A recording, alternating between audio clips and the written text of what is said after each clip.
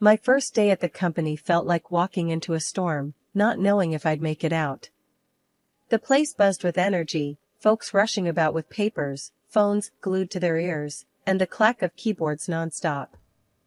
There I was, in my new blazer, trying to blend into the chaos, feeling like a sheep lost in the city. "Hey, you must be the new manager."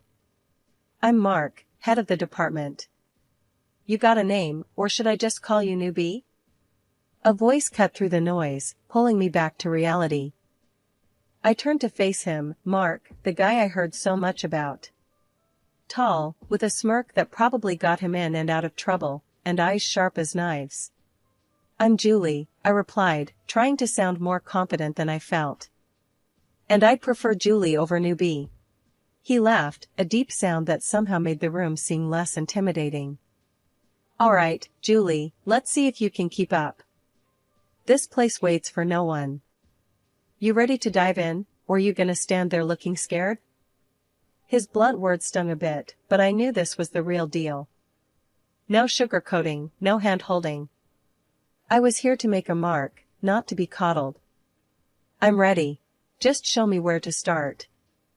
Mark's smirk turned into a slight smile, one that said he might have underestimated me.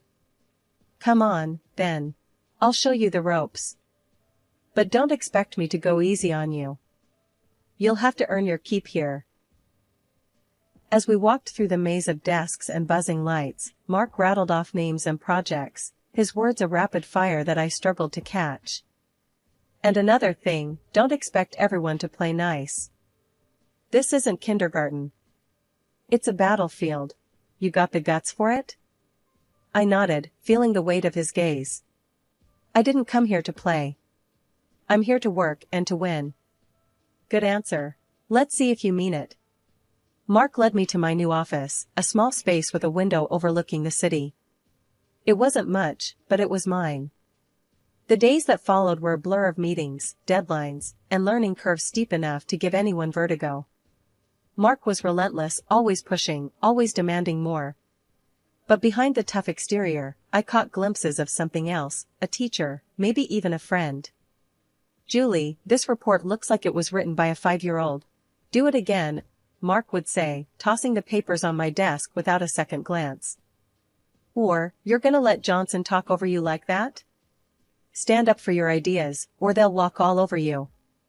It was tough love, the kind that grated but also grew on you. Mark wasn't just teaching me about the job, he was showing me how to survive in a world where you're only as good as your last success. One evening, after the office had emptied and the city lights danced in the darkness, Mark knocked on my office door, a couple of beers in hand. "You did good today, Julie. Didn't think you had it in you to stand up to Johnson like that." I took the beer, our fingers brushing slightly. "Thanks, Mark. Means a lot, coming from you." We sat in silence for a moment, the city's hum a backdrop to our thoughts. "This place can chew you up and spit you out if you're not careful," Mark said, his voice softer than I'd ever heard. "But you, I think you might just make it." "Because of your tough love?" I teased, taking a sip of the beer. He chuckled, leaning back in his chair. "Maybe. Or maybe you're just as stubborn and hard-headed as I am." As the weeks turned into months, Mark and I found ourselves tangled in something more complicated than mentorship. Our after-hours chats turned into dinners, and those dinners turned into more. We knew the stakes, office romances were a big no-no, a taboo that could cost us both our jobs. But the heart wants what it wants, doesn't it?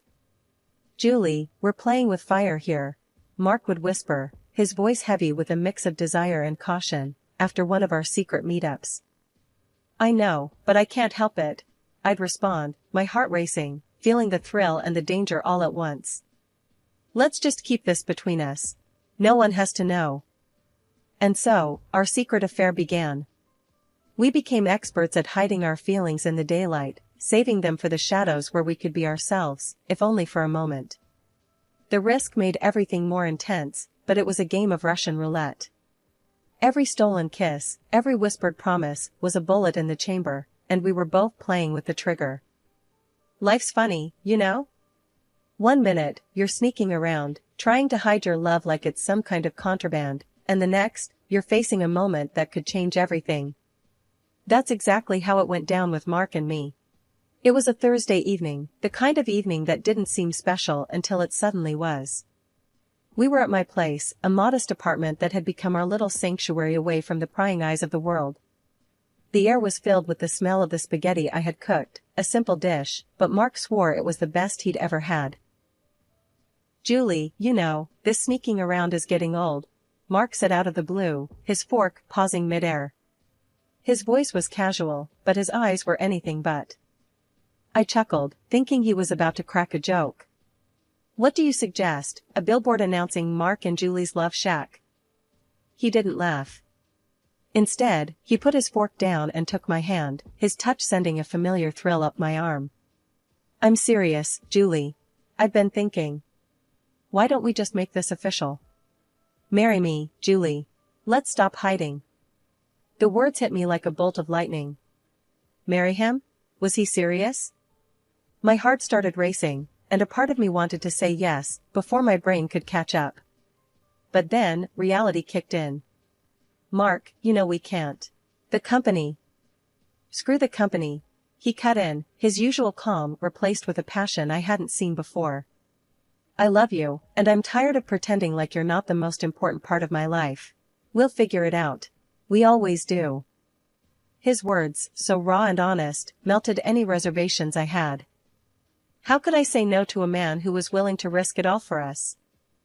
"Yes," I whispered, the word barely making it out, before Mark pulled me into a kiss that sealed our promise. The next day was a whirlwind. We knew we had to face the music and tell our boss about our decision. The company had strict rules about relationships in the workplace, and one of us would have to leave. But at that moment, nothing felt impossible as long as we were together. "Mr. Reynolds, we have something to tell you," Mark started, his hand gripping mine under the table as we sat across from our boss in his imposing office. Mr. Reynolds looked up from his paperwork, his gaze sharp. "I'm listening." Mark squeezed my hand, a silent source of strength, and then laid it all out. "Julie and I are getting married. We know the company's policy, and we're prepared to deal with the consequences." Mr. Reynolds didn't seem surprised. If anything, he looked like a man who had seen it all. "I appreciate your honesty. You know the rules. One of you will have to resign."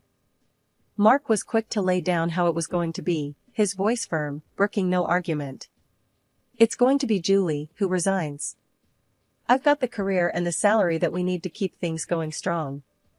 She'll stay home, take care of our future." I didn't say anything at first, the weight of his words sinking in.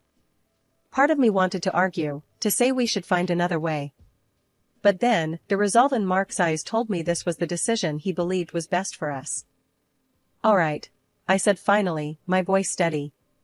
"If that's what we've decided, then I'll resign." The ride back from Mr. Reynolds' office was quiet, both of us lost in our thoughts. Mark kept trying to reassure me, saying it was for the best, but the silence between us spoke volumes. "Julie, you know this is the right move, right? My job's the stable one.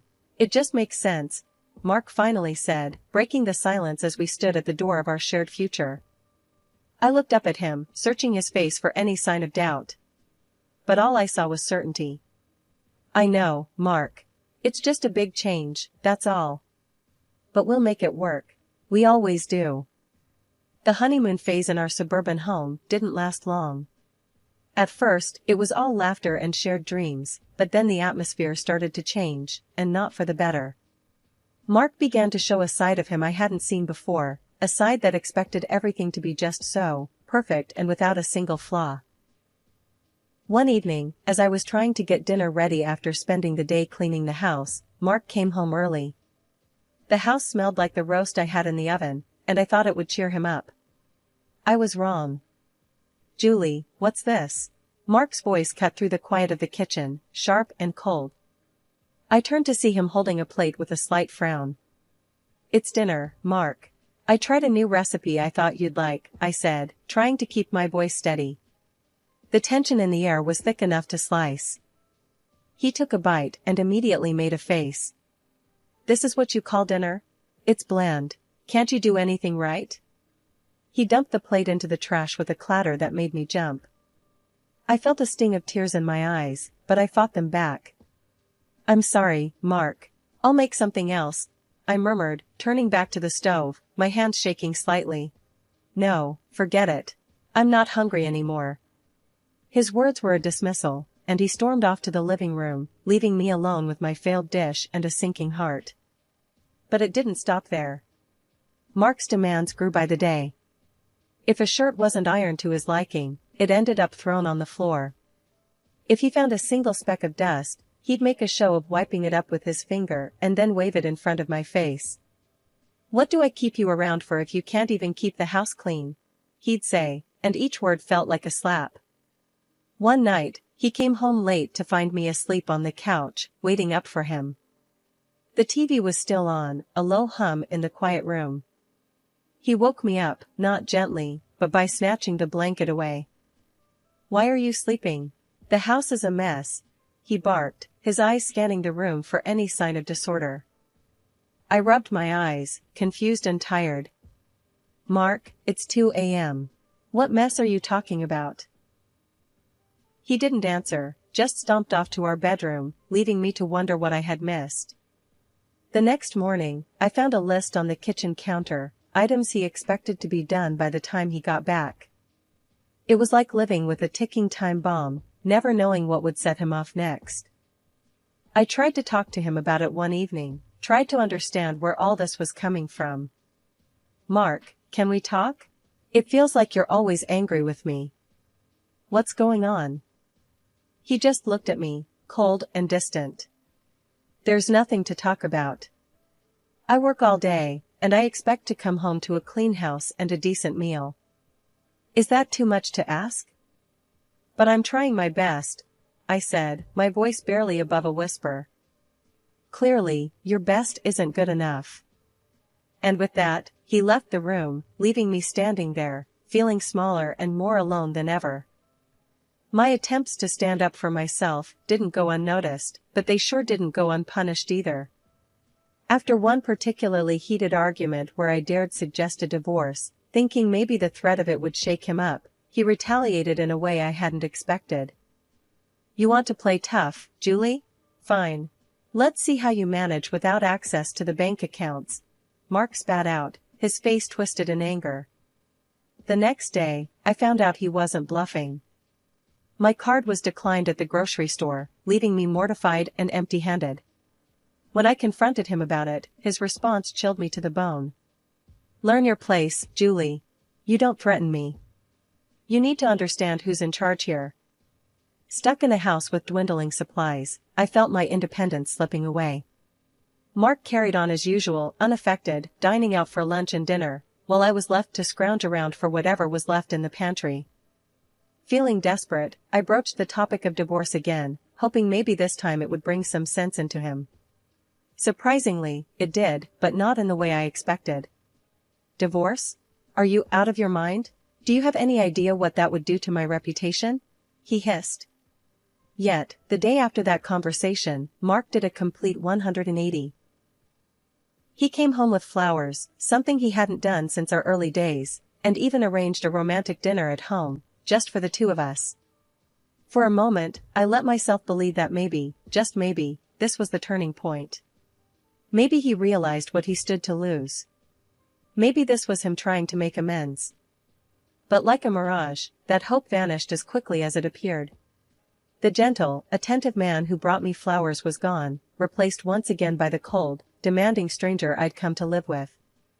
It was a cruel game of emotional whiplash, one that left me more confused and isolated than ever. Mark's parents, bless their hearts, saw none of this. To them, we were the picture-perfect couple, living out a suburban dream. Whenever they came around, I played the part, smiling and nodding, while Mark played the doting husband. But heaven forbid I slip up, show a crack in the facade. The consequences, as Mark liked to remind me, were swift. One night, after his parents left from one of their visits, Mark decided my performance hadn't been up to par. You could have been a bit more enthusiastic tonight. My parents think we're happy, Julie. Don't ruin that, he said, his tone icy. When I tried to defend myself, to explain that I was doing my best, it only angered him more. Your best? That's your best? Maybe you need a night on the sofa to think about what your best really means. And just like that, I found myself banished from our bedroom, lying on the sofa in the dark, wondering how my life had come to this. Winter hit hard that year, turning the streets into skating rinks overnight. I remember thinking I should be careful as I headed out to the store, but caution wasn't enough to keep me on my feet. I slipped on the ice, felt a sharp pain, and then nothing but the cold seeping through my coat as I lay there, waiting for help. Passers-by were quick to call an ambulance, and I spent the day in a blur of x-rays and doctors telling me I'd broken my leg. By the time they put me in a cast and sent me home, it was already dark. I tried calling Mark from the hospital, tried to tell him what happened, but all I got was his voicemail. So, I sent him a message and hoped he'd understand. The taxi dropped me off at our house, and I hobbled to the door, leaning heavily on my crutches. The moment Mark opened the door, I knew something was wrong. His face was twisted in anger, not concern. "Where have you been? I come home to no dinner, and you're nowhere to be found," he barked, before even greeting me. I was in shock, pain throbbing through my leg, as I tried to explain. "Mark, I broke my leg. I've been in the hospital all day. Look."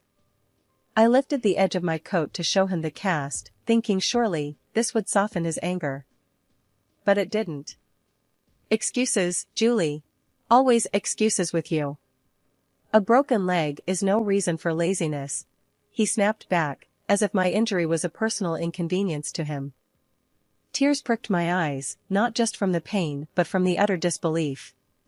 "Mark, I can't cook or clean properly like this. Maybe we could hire an au pair, just for the 3 months until I'm better?" His response was a laugh, short and bitter. "Spend my money because you can't do your duties? No way.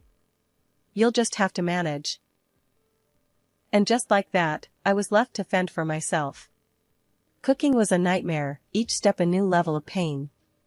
Cleaning was even worse, trying to balance on crutches while wiping down surfaces and sweeping floors. Mark watched me struggle every day, offering no help, only criticism if something wasn't up to his standard. That was my breaking point. Not the fall, not the broken leg, but the realization that the man I married had so little compassion, so little love left for me. I was more than just hurt, I was broken, not just physically, but deep down where it mattered most.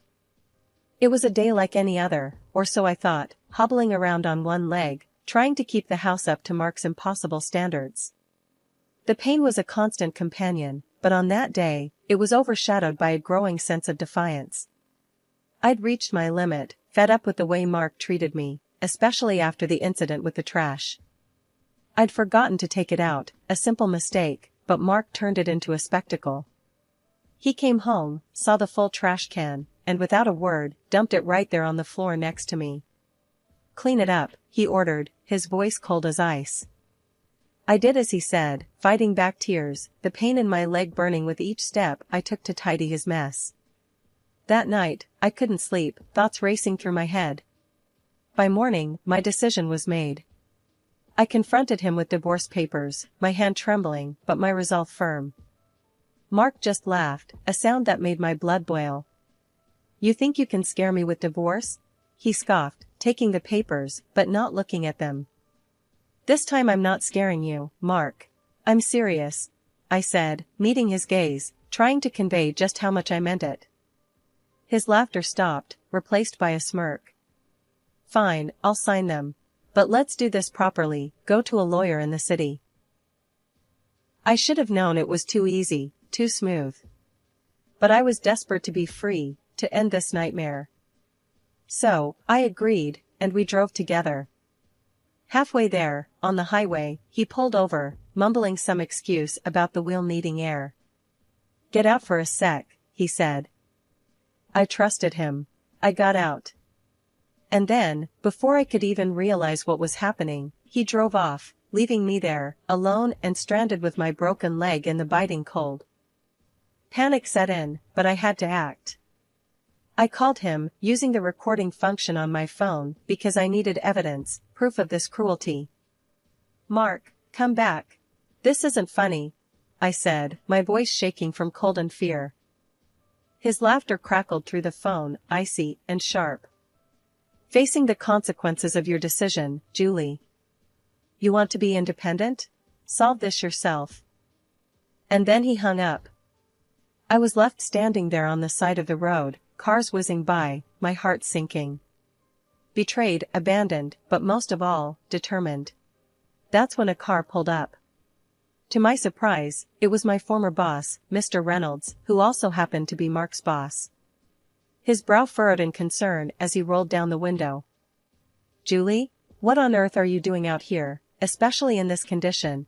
he asked, his voice laced with worry. I hesitated, not sure where to start or how much to share. But then, the floodgates opened. I told him everything, how Mark had been treating me, the accident, and finally, how he left me stranded on the side of the highway with a broken leg. The words poured out, raw and unfiltered. Mr. Reynolds' expression darkened with each word I said.